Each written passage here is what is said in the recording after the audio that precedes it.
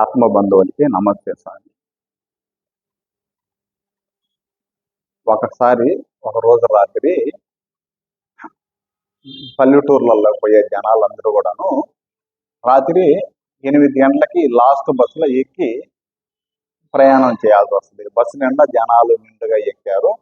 ఆ బస్సు ఏంటంటే అరణ్య మార్గం ద్వారా పోవాల్సి ఉంటుంది.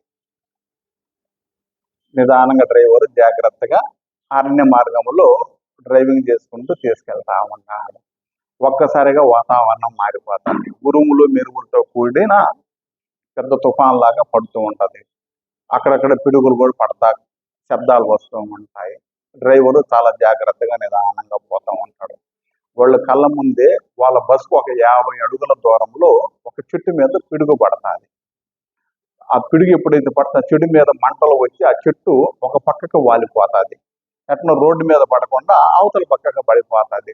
అది చూసి డ్రైవర్ బస్సు ఆపేసి గడగడ వణకుతా ఉంటారు బస్సులో అందరూ.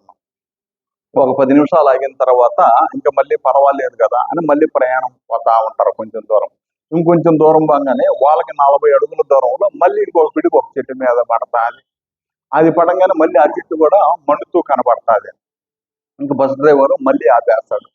మళ్ళీ కొద్దిసేపు ఆగిన తర్వాత ఏ కాడికి ఊరు చేరాలి కాబట్టి మళ్ళీ బస్సుని స్టార్ట్ చేసి ముందుకు పోతా ఉంటాడు. మళ్ళీ ఈయన పోగా కొంచెం దూరం పోగానే వీళ్ళకి 30 అడుగుల దూరంలో మళ్ళీ ఇంకొక పిడుగు పడుతుంది. అదే విధంగా ఇంకొక పెద్ద చెట్టు మీద. ఆ చెట్టు కూడా అదే పలపలా ఇరిగిపోతూ కాలుతూ ఉంటుంది. డ్రైవరు బస్సును ఆపేస్తాడు. అప్పుడు ఆ బస్సులో వాళ్ళందరిలో భయము, అంటే అరుపులు, ఏడుపులు, గందరగోళం అవుతా ఉంటది. అందులో ఒక పెద్ద ఆయనకు ఒక ఆలోచన వస్తుంది. మన బస్సులో ఎవడో నాస్తికుడు ఉన్నాడు, అంటే దరిద్రుడు ఉన్నాడు, ఓడి వల్లని ఈ పిడుగులన్నీ పడుతున్నట్టుగా నాకు అనుమానంగా ఉన్నది అని చెప్పేసి ఒక ప్రశ్నని రేజ్ చేస్తాడు. అందరూ కూడా దాన్ని వింటారు. సో ఇప్పుడు ఏం చేయాలి పెద్ద ఆయన అని అడుగుతారు. మనలో అందరము ఒక్కొక్కరుగా దిగదాం. ఎదురు ఒక చెట్టు కనబడతా ఉంది, ఒక పెద్ద చెట్టు. ఆ చెట్టుని తాకేసి వద్దాము. ఎవడైతే దరిద్రుడు ఉంటాడో వాడి మీద నా పిడుగు పడుతుంది, మిగతా వాళ్ళందరూ బతికిపోవచ్చు అని చెప్తాడు. బస్సులో అందరూ ఒకరి ముఖాలు ఒకరు చూసుకుంటారు. పొరపాటున నేనేమన్నా దరిద్రుని అని ఒకరికి అనుమానం వస్తుంది. ఏమైనా కానీ ఒక్కడి కోసరంగా ఇంతమందిని చావడం కరెక్ట్ కాదు కదా.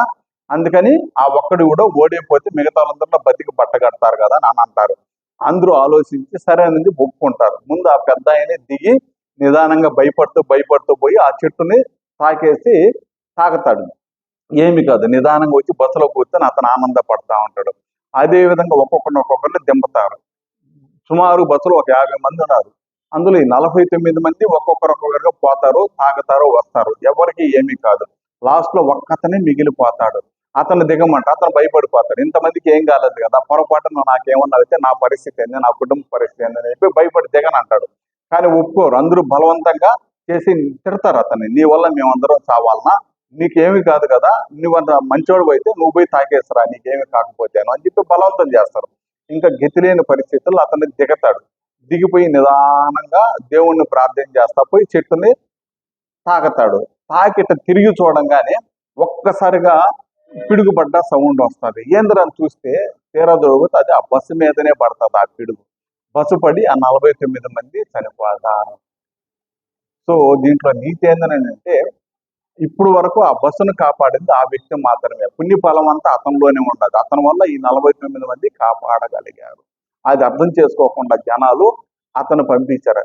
అదే విధంగా మనలో కూడా మన కుటుంబంలో తండ్రి కానీ, తల్లి కానీ, బిడ్డ కానీ, సోదరి కానీ, సోదరుడు కానీ, దాయాదన ఎవరో ఒకరు చాలా మంచి వ్యక్తి ఉంటారు.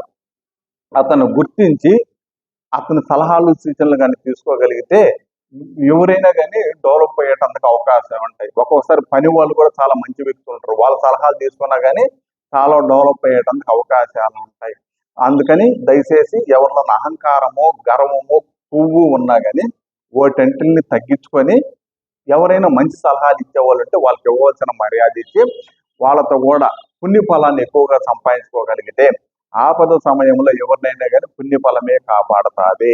మీ దగ్గర ఉన్న ధనము కానీ, హోదా కానీ అవన్నీ ఏవి కాపాడవు. ఎంతో మంది రాజకీయ నాయకులను చూస్తా ఉన్నాము మనము. రకరకాలుగా చనిపోయిన వ్యక్తులు ఉన్నారు. ఎంతో మంది స్వామీజీలను చూస్తున్నాం మనము. వాళ్ళ పుణ్యఫలము ఎంతమందిని కాపాడుతూ ఉండదు. దానికని దయచేసి పుణ్య ఫలాన్ని సంపాదించుకొని 10 మందికి సహాయకారిగా ఉంటూ మీరు మీ కుటుంబ సభ్యులందరూ సంపూర్ణమైన ఆరోగ్యంగా ఉండాలని నేను కూడా మనస్ఫూర్తిగా కోరుకుంటూ ఉన్నాను. ధన్యవాదాలు.